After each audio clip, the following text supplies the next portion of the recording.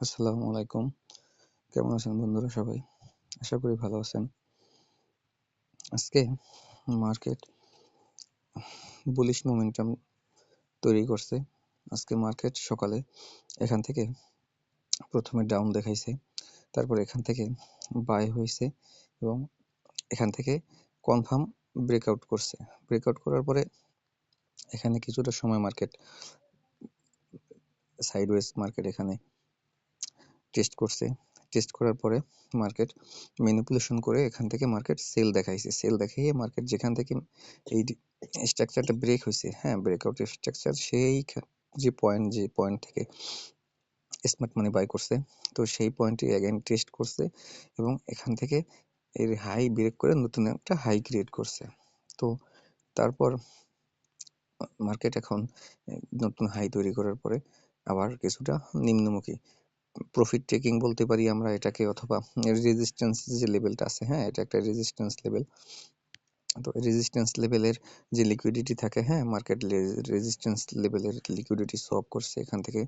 এইসব রেজিস্ট্যান্স লেভেলের liquidity swap করছে অলরেডি, যেখানে মার্কেট আজকে গেছিল। তো সেখান থেকে এখন আবার মার্কেট জোনের ভিতরে ইন হয়েছে। লং টাইম ফ্রেমে দেখলে আমরা আবার কিছুটা বেয়ারিশ মোমেন্টামও দেখতে পারি।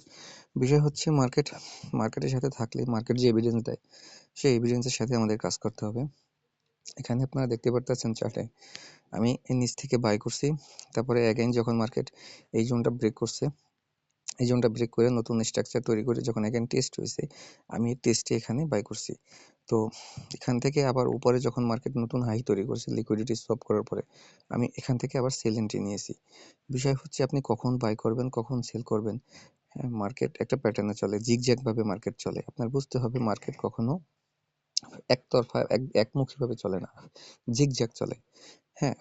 তো সেই জিগজ্যাগের আপনি কোথায় আপনি এন্ট্রি নিবেন, কোথায় আপনি এক্সিট হবেন, এটা আপনার ডিসাইড করতে হবে। মার্কেটের চার্টের সাথে আপনার একটা ভালো আন্ডারস্ট্যান্ডিং থাকতে হবে। আগে মার্কেট কিভাবে চলে, মার্কেটের মোমেন্টাম কি, মার্কেট লিকুইডিটিতে চলে। একটা গাড়ি চলে যেভাবে তৈলে, মার্কেট চলে লিকুইডিটিতে।